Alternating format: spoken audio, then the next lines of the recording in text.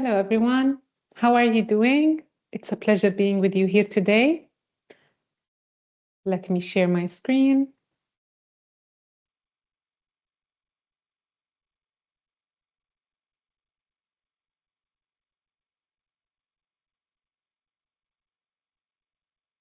Hi, everyone. It's lovely to be here with you. Um, this is Dr. Yara Azoka, and I'm representing the College of Arts, Education, and Social Sciences, welcoming you to a webinar about technology-enhanced inclusive learning environments. Enhancing face-to-face teaching with technology is our topic today.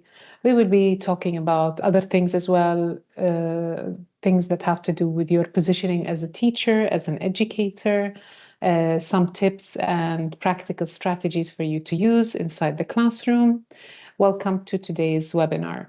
I know people are still joining as we start, but so as not to delay you, I will go ahead and start and welcome everyone to continue joining us. What are our objectives for today? We're looking at strengthening inclusive and equitable teaching practices. That means you need to pause and reflect as an educator, reflect on your context, reflect on the context of your students, reflect on the technology that you use, the tools available to you. Perhaps also we give you new ideas about technologies out there.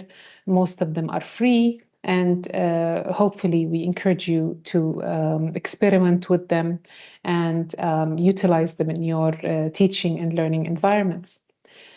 To do that, it's really essential, in addition to your reflection on yourself as an educator, is to actually revisit your TPACK and your SAMR frameworks. And these are very important frameworks when we are talking about the strategic and intentional use of technology in a classroom. And also, I'm a big advocate of flipped learning. And today I will talk about flipped learning in terms of what it offers for an inclusive learning environment. Due to the time limitations of this session, we will not be able to go into the intricate details of planning a flipped class, but it is essential to look at flipped learning as one of the options in terms of a pedagogy to enable an inclusive learning environment. Also, something to keep in mind is reminding everyone of the real importance of engaging in an SRS system or in a student response system. And we will talk about the high-tech response systems and then also offer some solutions for low-tech student response systems. And hopefully, by doing that, we gain practical strategies that you can apply immediately into your classrooms.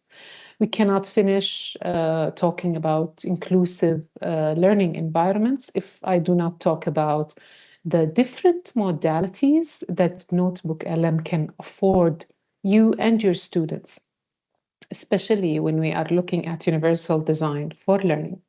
So with this overview in mind, let us start with the webinar. So we ask ourselves why inclusive and inclusion still matters in face-to-face classrooms. It still matters because diversity exists within the same room. And diversity refers to differences in abilities, in backgrounds, in preferences, and also there are the diversity that is very clear and very obvious to you.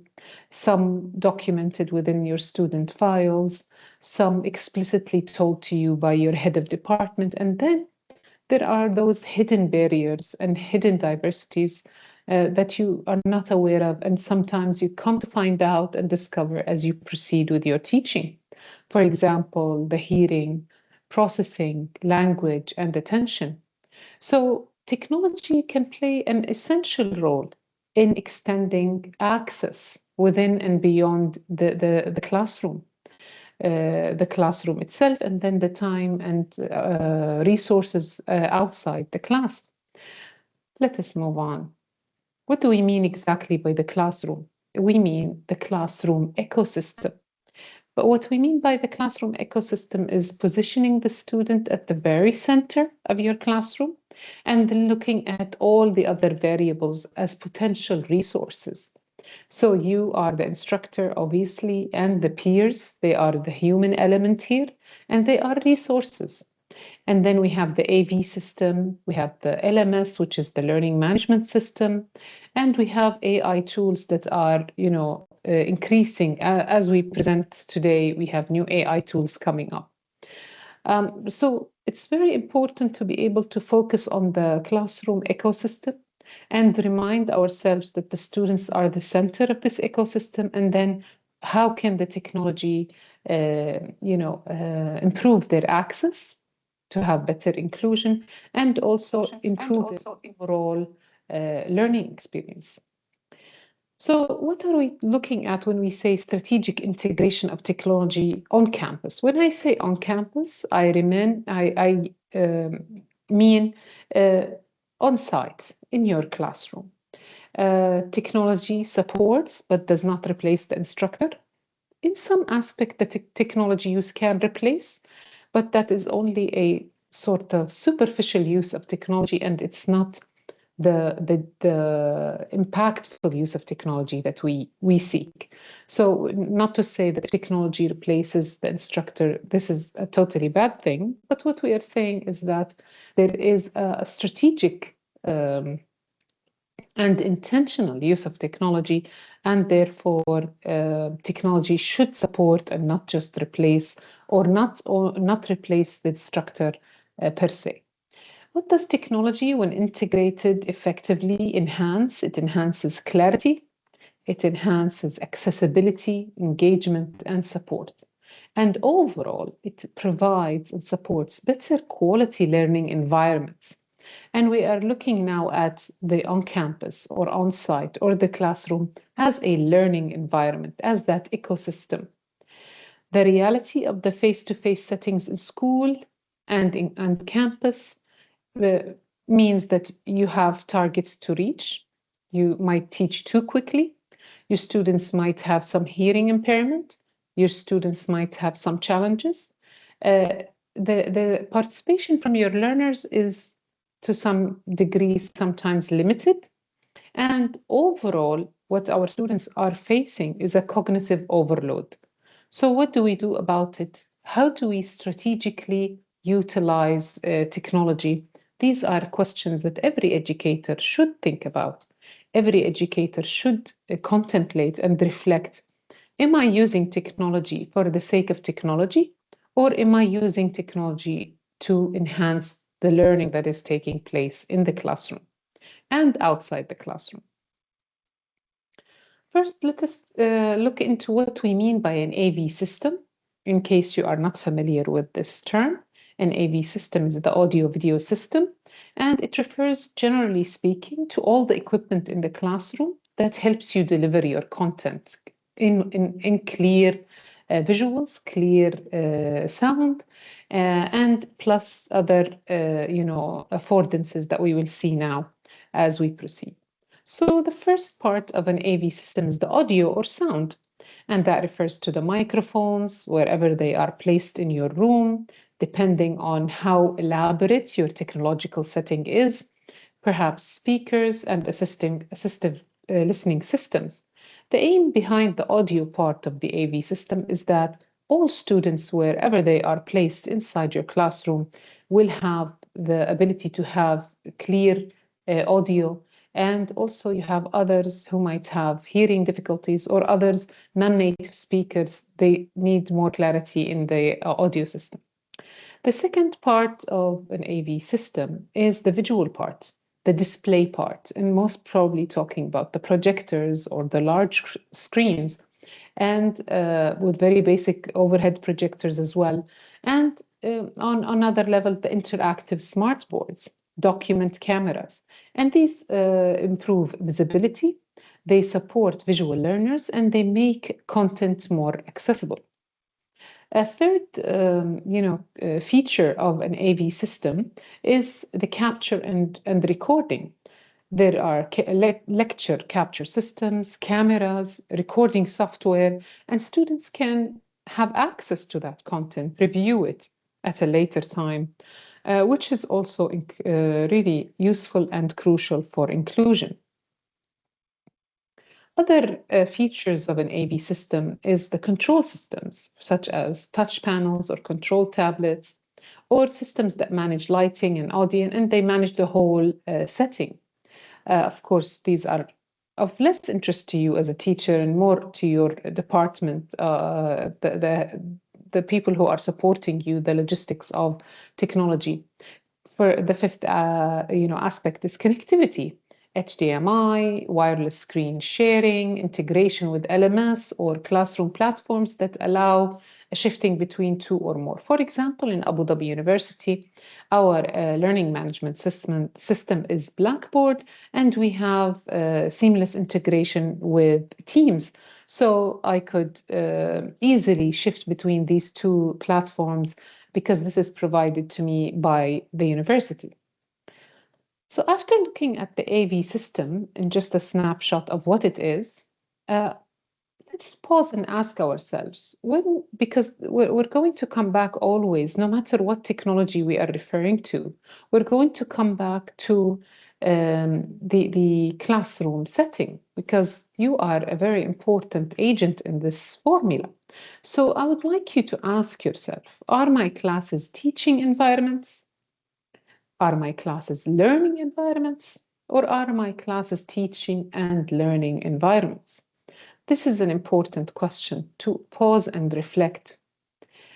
So and there is no one completely wrong answer here, but these are different perspectives that take us to the next part of today's webinar, which is, if I ask myself, are my classes teaching environments? I'm looking at the act of teaching, in which you are the number one agent, and you are focusing on how you are presenting and how you are delivering the content.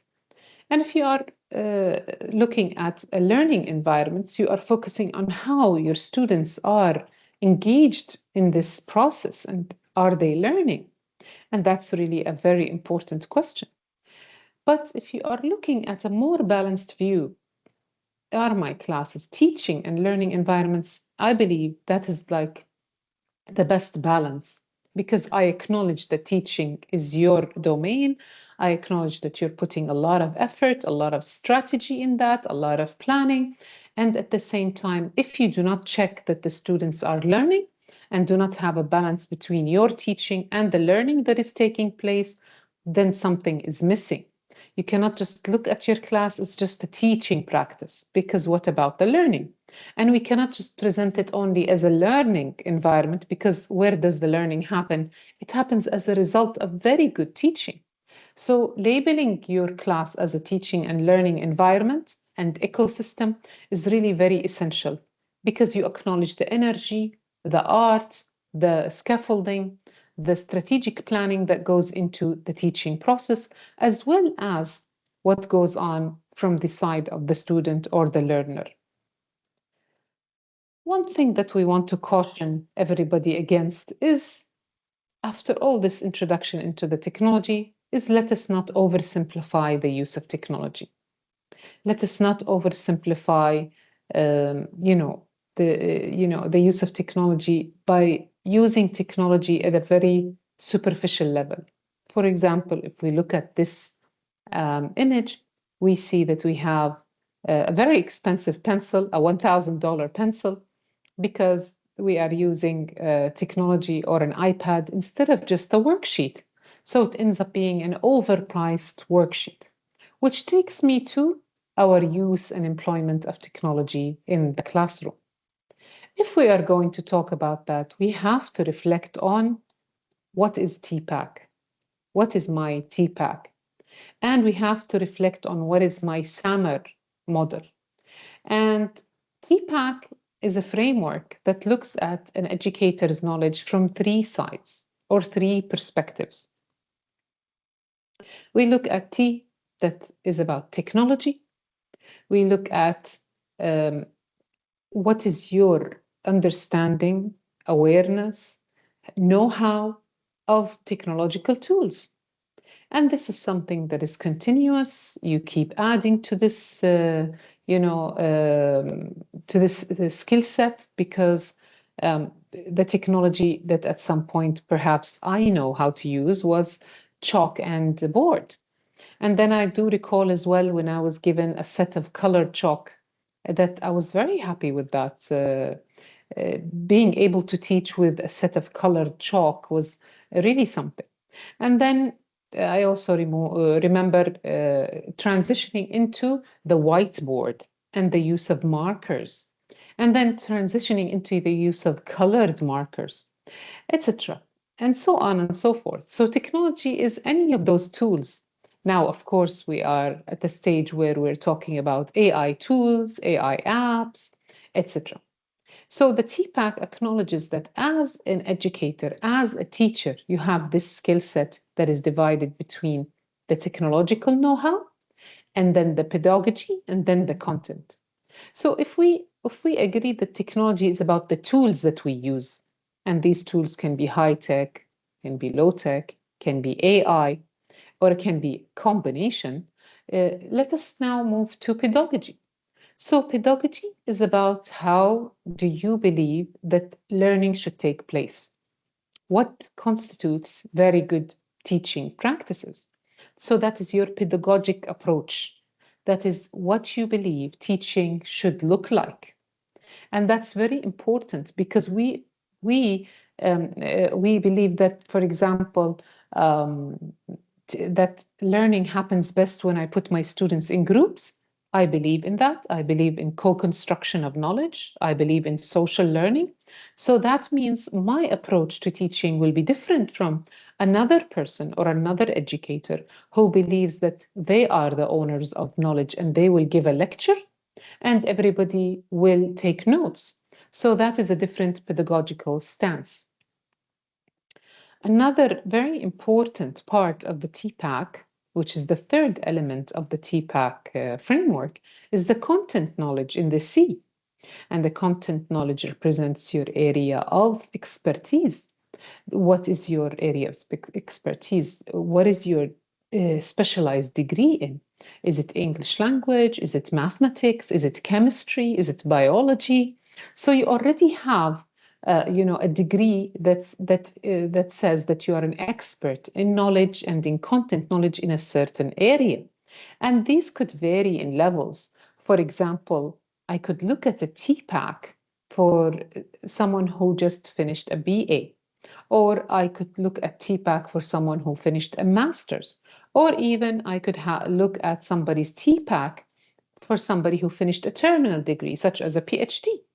So your area of content specialization is your content knowledge. That means that if I'm going to have to look at the TPAC of a chemistry teacher, that chemistry teacher's content knowledge is chemistry, then I do not know what their pedagogic knowledge is. And that's why we say we need to train teachers. For example, our diploma here in Abu Dhabi University is about training the teachers and empowering them with an advanced set of skills so they can have a very functional TPAC where they have their technological know-how, their pedagogic understanding of best practices in teaching and how to know their students and their needs and contexts and reach them. And the content knowledge is what they bring in terms of degree of specialization in their topic. So if we look at the TPAC in terms of the WH, because in a lot of cases we think TPAC perhaps is a little bit of a mouthful. When we say TPAC, it refers to the what, which is the subject, the math, the English, the chemistry, the biology. That's what I want to teach, the material there, the facts, the concepts, the theories.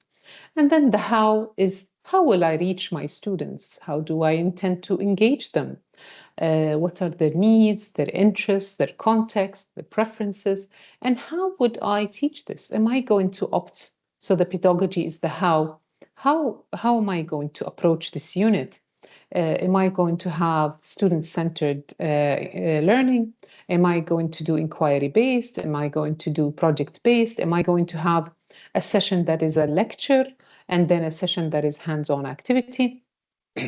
what is my method? What is my pedagogy? What is my method? And that is our pedagogical knowledge.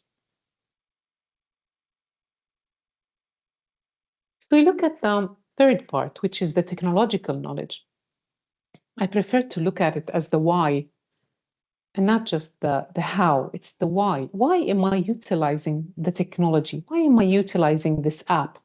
Why am I engaging my students this way with the technology use in this way? And this is important because it's very important to remember that technology is not our goal here. Sometimes you want to flex your technical muscles and you want to show someone who's attending your class that I've utilized ABC and you're ticking the boxes. But don't you think that if you can go back to your TPAC and make a strategic choice about I'm utilizing this tool because pedagogically it is about reaching my students. It's about reinforcing inquiry-based approaches. It's because it helps me reach my 21st century skills for my learners. So when I'm able to connect the technology with the pedagogy, it makes much better sense for you as an educator and for those who are involved in your teaching and learning environment, whether someone is just attending your class as your student, or whether someone is coming to look at your class as a peer review, or even if you are advancing and you are giving a sample of your work to others so they can share best practices and learn from each other. And that is something that is very useful to embrace. After we looked at the TPAC, which tells us about the technological, pedagogical, and content knowledge, because it is essential whenever there is any discussion around employing technology, we must have a framework to go back to. So two frameworks that I'm fond of are the TPAC and the SAMR models. So this is not to say that they are, the only frameworks available that discuss the integration of effective integration of technology, but they are, in my opinion, self-explanatory. You can also read more about them. They are almost providing a global language for teachers across cultures and countries to look at each other's work. So you can go ahead and look at other, for example, samples, educational YouTubes, and see what other teachers of, for example, your content knowledge, other teachers who are teaching chemistry or English in another country, how would they teach it and with which technology would they prefer to teach it? And this is why the TPAC model and the SAMR model are really very useful. The SAMR model also focuses on technology and pedagogy. So perhaps here we're talking about focusing on the actual application and use and how does it play a part in being a catalyst for learning and better learning experiences for our students. So what we see here is the content knowledge is not as much of an explicit focus, yet it is a focus still within.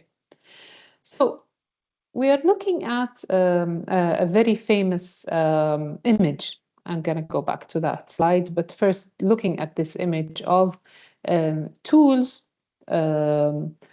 such as the boat, such as diving gear, as a motif or a symbol for technology, and then looking at the levels of engagement, sort of levels of diving in, if you like, into the learning experience. So we start with more of an enhancement through substitution and augmentation, and moving to more of a transformation in terms of the teaching and learning experience through modification and redefinition. So the sequence is from substitution to augmentation to modification to redefinition. And we're looking at utilizing technology and what does it do to the learner experience? What does it do to the learner experience? So, for example, the SAMR model tackles the intersection of technology and pedagogy and moves us from surface level to deep exploration. Let us go into more detail. And you can see at the bottom of my slides, the reference is to Notebook LM. And that's why we cannot also talk about inclusive use of technology without looking at the different modalities that Notebook LM can offer to both teacher and student. So if we look at substitution, suppose that you are simply swapping the non-digital paper with a laptop. But the cognitive task remains slightly the same, which is, you ask the students to type an essay on a laptop instead of writing it on a paper. Just that use of technology is considered to be substitution. We substituted a paper with a digital tool, and we ask the students to utilize it. So this is why is this on the surface level? Because it did not actually have a big impact on changing the learning experience of the student. If we were to move a little bit deeper into learning and ask the student, for example, to type the essay on a Google Doc and then use the features such as spell check and peer comments, now we have augmented the student's experience, because it's true that the technology acts as a direct substitute, but now there is functional improvement. There is feedback, there is sharing, there are editing tools. So now we are seeing that the experience, the learning experience now has been augmented. Your students are engaged on a different level. From substitution, moving on to augmentation, and the tools here are, for example, the image of a snorkeling device, and what the swimmer, the diver, will be able to experience is different from just staying on the surface. And this is just to take you into showing you what that learning experience for the student will be, just because you made a strategic decision of which technology to use. Now, if we move on and we want to cross the threshold from enhancement to transformation, you are making a strategic decision as an educator that you want to leave the zone of doing all things better into the zone of designing new tasks, or perhaps the zone of doing totally new things that you haven't experimented with before. And that is what technology will enable you to do. And also, that is perhaps how you will reach your students, perhaps how you will have better inclusive teaching and learning environments. So suppose that you gave your students different gear, which I mean different technology, in which they are able to explore deeper knowledge and be more critical. So now, so you're asking them to create a blog post, to talk to authentic audiences, to share, to have shared editing, to have online research, and the ability to publish. So now the learning experience is very different. That's why we say you are now crossing the threshold from enhancement to transformation, completely doing things in a different perspective. So now reaching the last part of the SAMR model, the redefinition, is when you are opening the doors to your students to do something even bigger. They are redefining the experience. For example, now they are offered a multimedia package. They can have video conferencing with an expert on the matter. They can co-write with special interest groups, with other sister campuses, with other branches, almost into a global cohort. They could produce a podcast or a digital content original, and so on and so forth. So they are engaging with their learning experience in ways that they couldn't have done so before without that introduction of that technology. And this is something really important and interesting. Of course, if we look at that, it has different ways of being applied depending on which subject you are a content expert in, etc., etc. And also, if we look at these, I will take you back to the slide because it's very important. Sometimes you feel like, how can I do all of this? So having a discussion with your colleagues about shifting from one technology to the other is very, very important. Asking other colleagues within your department, what went well? What app do you advise me to use? So that's looking at your local contexts for inspiration instead of just relying on trial and error on your own. So having conversations with a trusted critical friend is also a very good idea. So all of these hopefully will create a community of learners where you can, share ideas, critique each other, and learn from each other. Now, to take you to some also immediate strategies, high impact and low effort, some things that will be inclusive in your classrooms, a reminder of some basic things. And I know that some of you would say, we're not allowed to do this in our school. Our school does not encourage sharing material before class. This is just to tell you what is best practice, and you are the one who is aware of your own context. And you get to pick and choose from today's webinar what suits your educational context and how best to empower you as a teacher so that you can reach your students. So definitely, sometimes we will use the microphone only if we have big spaces, but it sometimes has better clarity even within small rooms, depending on what AV system is available to you. Sharing your slides in advance, even if it's not a fully recorded content, just sharing the content in advance helps your students, gives them the option of looking at what's coming so that they can be ready. Of course, recording the session depends on your organization, depends on you as well. Some schools encourage that, some schools do not. So that is just something that for some schools, if you have students of determination, this is something that you would do, and so on and so forth. But acknowledging that this does help our students, it gives them better access to the material, is something that we need to consider. Of course, as I mentioned earlier on in the presentation, adding a student response system. And when I get to that, we will talk about the high-tech student response system and the low-tech student response system. And then, of course, using summaries by Notebook LM, or actually giving full multimodality presentation of the content is something very important.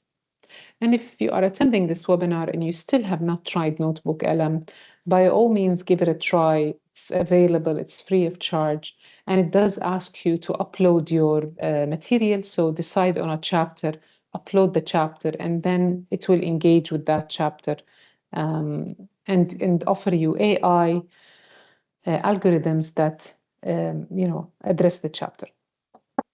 Excuse me. Let's take a look at this idea for a minute.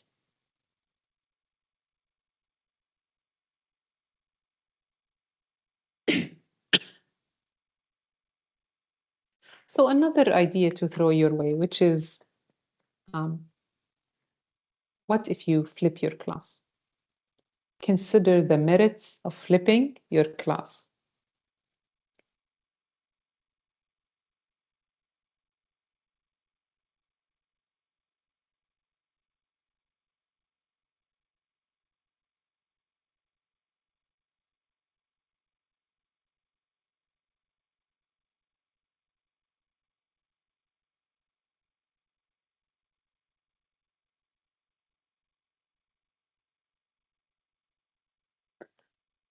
So what is the meaning of flipping your class?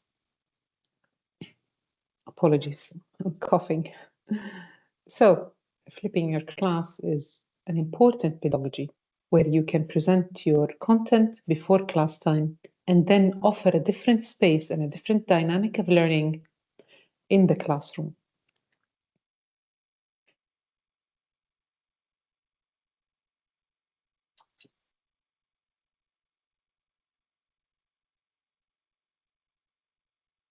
A simple comparison between a traditional class and a flipped class.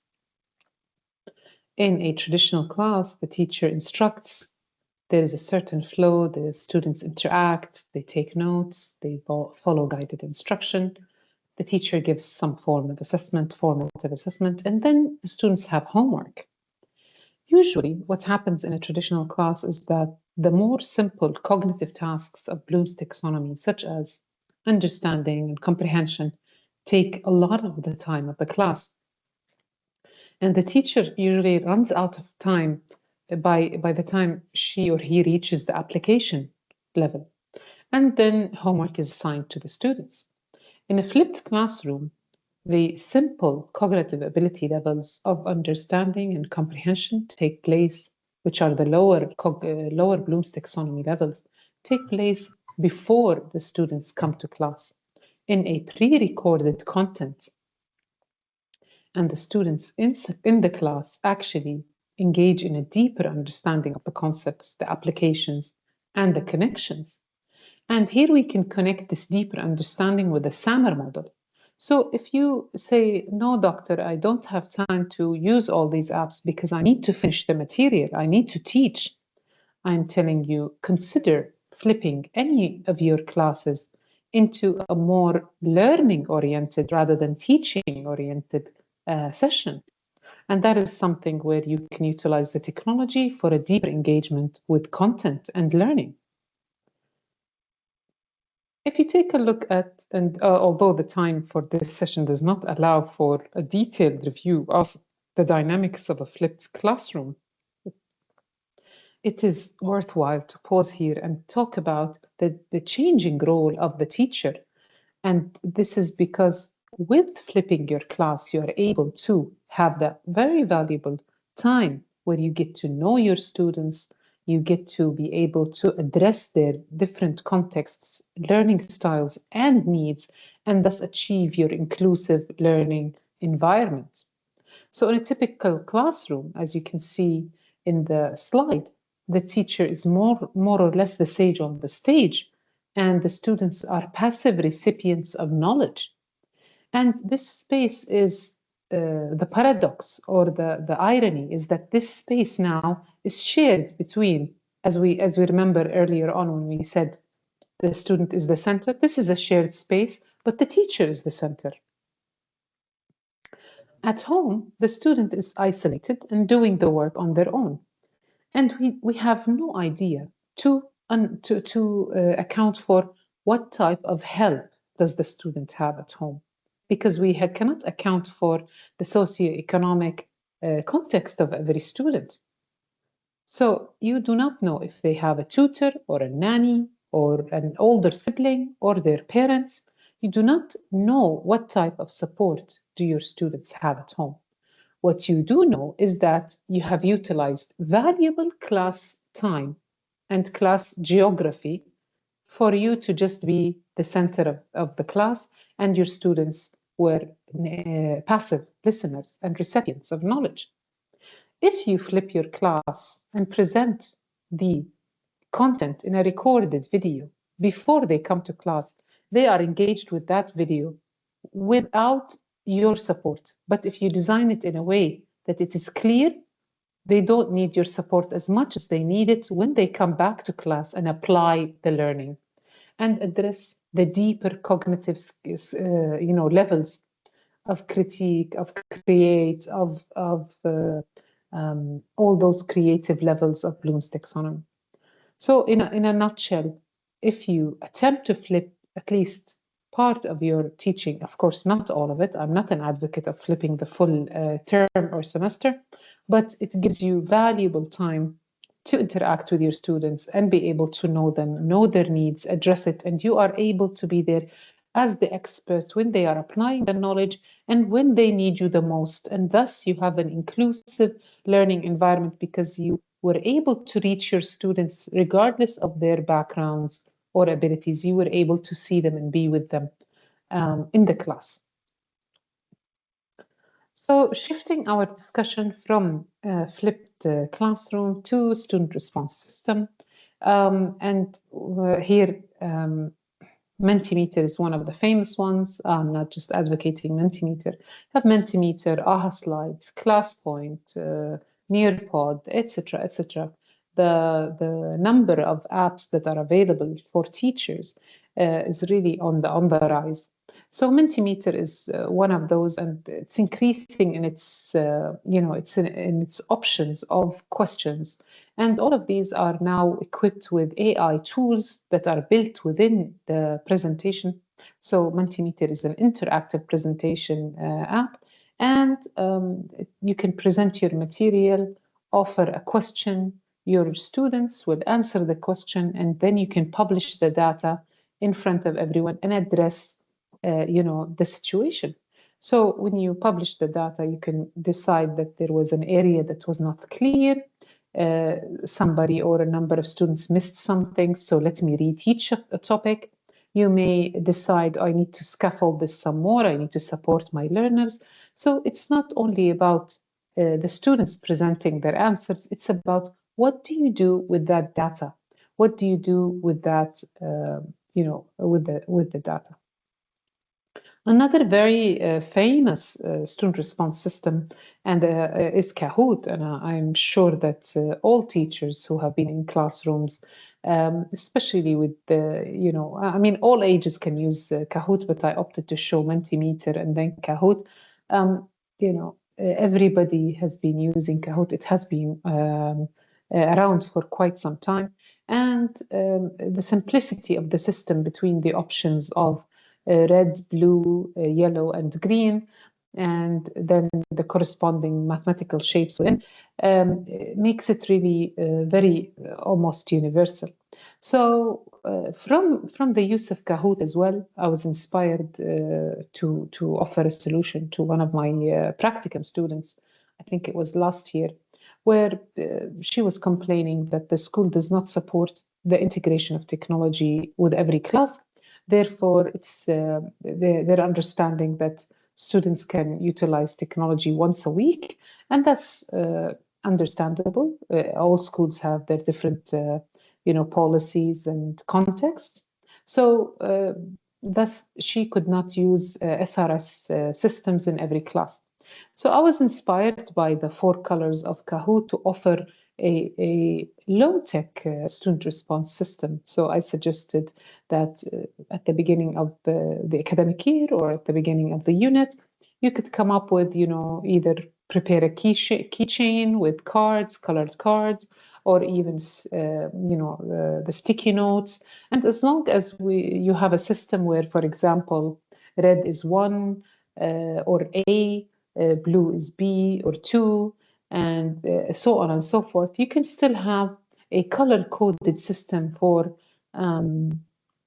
answers, and thus you could, whether you want to substitute this with small toys such as a ball or a teddy bear or whatever.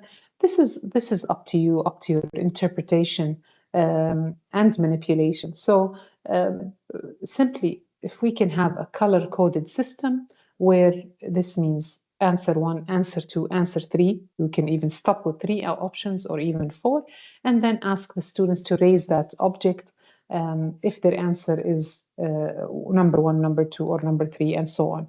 And this means that visually, the teacher will be able to see students' responses symbolized by either the teddy bear or the ball, or actually the card or the sticky note. So that's also considered a student response system, though it did not require technology and it did not require too much prep. And the students can keep that, and whether they are using colored cards or whichever object you feel is user-friendly and appropriate to the age, you can employ a student response system for the benefits that it yields.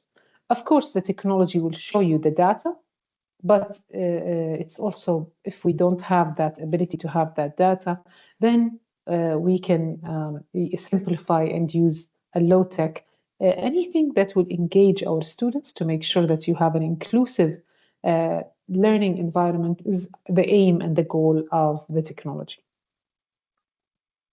Shifting now to more advanced technology, AI-enabled technology, such as Notebook LM. So Notebook LM just is offering you simply AI algorithms that help you. You can consider, and this is what I tell my teachers, consider Notebook LM your 50 or 100 really well-qualified secretaries, and they are helping you and creating multimodalities for you to enhance your teaching. And if used correctly and used strategically to enhance the students' learning, thus going back to the environment of teaching and learning. So a shout out to all of you, please go ahead and experiment with Notebook LM, but remember it does not replace your teaching. It's a support layer, a support mechanism to your teaching before, during, and after class. And these are just simply ideas here, suggestions. Somebody could utilize the concept maps before class, and somebody would say, no, I use them as revision after class. And somebody would say, it's actually part of my exploration of the topic during class. So the same is applicable to all the other options, whether they're quizzes, whether the summaries or the study guides, and so on and so forth. So it is a tool, and how do you intend to use it is up to you. You can, but once you click on Notebook LM, it will ask you to upload a source. My advice to you is that you start by using your chapter, your designated book chapter as a PDF, upload it, and then see what Notebook LM can offer you. The difference is that you will not have to worry about a ChatGPT hallucinations.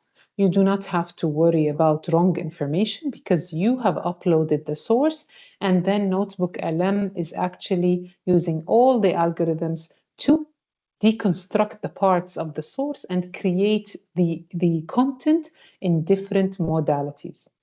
We start with an audio overview, and the audio overview is very interesting. Of course, this is all languages enabled. And yes, it does include Arabic. For those who are concerned with teachers of Arabic language, you can set up your setting of Notebook LM into Arabic, and you have classical Arabic or Egyptian Arabic. So you have also many languages. So please do take a look. And which means that it is inclusive on that level as well. If I am able to produce the same content in the mother tongue of some of my learners, that will be something really impressive. So you have audio overview, you have video overview, you have reports, you have quiz, data table, slide deck, mind map, flashcards, and infographic. So all of them, of course, are useful and useful in different ways depending on your TPAC. What is your strategy? How do you want to utilize it? And sometimes you will find that you've used, for example, the video overview in a certain style, whereas others in your department have utilized it in a different way. So that is why a conversation and the reflection on how we utilize the technology is really essential. It's not only about us and just, how we work with it. Let's listen to others and share ideas. And this is global. You can go online and look at many endless YouTubes about how people are utilizing Notebook LM. But don't be someone who does not know anything about Notebook LM. You're really missing out, and your students are missing out. So if you're going to opt for an audio overview or a video overview or a slide deck, it will require time and patience. Like you will, depending on the size of your content, on the complexity of the topic, the production of the audio overview or video or slide deck will actually take time. It could be 20 to 40 minutes. Others actually do not take that much time. The infographic, the quiz, the data table, the mind map, the flashcards, they are most probably coming within 2 to 4 to 5 minutes maximum. What we mean by the slide deck is actually the presentation And, parts of this presentation were also made by slide deck. So slide deck means they're preparing the presentation for you. So imagine a situation where the book chapter can be in half an hour prepared into an effective presentation. Yes, this Notebook LM can give you that, can afford you that that modality. When we say video overview, yes, sometimes I would say the animation can be a bit limiting, but I will give you other options for videos as well in the following slides. As for audio overview, it's really important to pay attention to the debate, because the debate option, see where you have all these pens, it means that it's able to be edited and able to be crafted. And you have also, a prompt where you can actually tell Notebook LM, I needed to focus on so and so, simplify so and so, add so and so, clarify so and so. So we're back to the same things that we did with ChatGPT, which is prompt engineering, which is I start providing critically a prompt that is detailed, and it's detailed towards the needs of my students. Thus, you will have much better outcome and much better content. So one thing about the audio overview, yes, before we almost going to close and finish this meeting, the audio overview, especially the debate, there will be two people talking about the topic, explaining the topic, that the chapter that you uploaded. So something to encourage people who have been using or want to use Notebook LM is, after you become comfortable with it on your laptop, try the app on your mobile, and you can actually, as the audio is playing, the debate, which is a podcast between two people, you can actually intervene and ask a question, and it will stop and answer your question. So imagine that you provide a tutor for your students who can actually, through their mobile, stop that debate between two people, stop that podcast, and ask a question. So much to do and so much to learn from Notebook LM, and all the other features, they would require a session on its own. If you were opting, and I go back to the flipped learning component, and you were opting to utilize videos, I'm leaving you with a couple of important sources here. Hippocampus.org has a lot of videos. They're all free, thousands of free videos in 13 subject areas, and it has both the STEM and the humanities as well, in social sciences. Within Hippocampus, you already have Khan Academy, you already have PhET simulations. PhET simulation are interactive simulations of experiments, and they cover, chemistry, physics, etc., etc. Please do take a look at it. It's from Colorado University. And of course, the very famous Khan Academy, and we know about that. And of course, not to forget National Geographic videos. The reason I put it right after the studio from Notebook LM is that you can actually download a YouTube, or link a YouTube into your Notebook LM, and it can take that YouTube and create different modalities from it: reports, study guides, even a presentation, etc., etc. I know we are running out of time. It's been a pleasure being your presenter and speaker for today. Thank you very much. I leave you with some final thoughts, things to reflect on. Is, what changes can I make in the utilization of technology that will improve student access significantly? What is one thing that I can change in my next class? Inclusion happens in the room, and if you support it, you can support it as well outside the room. It's very important to remember the intentional use of technology makes all the difference. Avoid utilizing too many tools at the same time. It does confuse your students.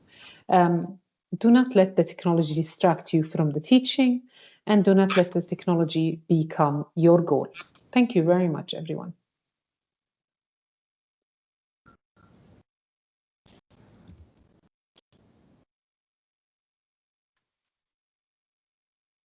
Thank you, ma'am. Thank you, Dr. Yara. Very much. Thank you very Thank you much. so much. Thank you, Dr. Yara. Thank you for this wonderful information. Thank you. Thank you so much. Thank you, Dr. Thank you. Yara. Dr. Yara, I want to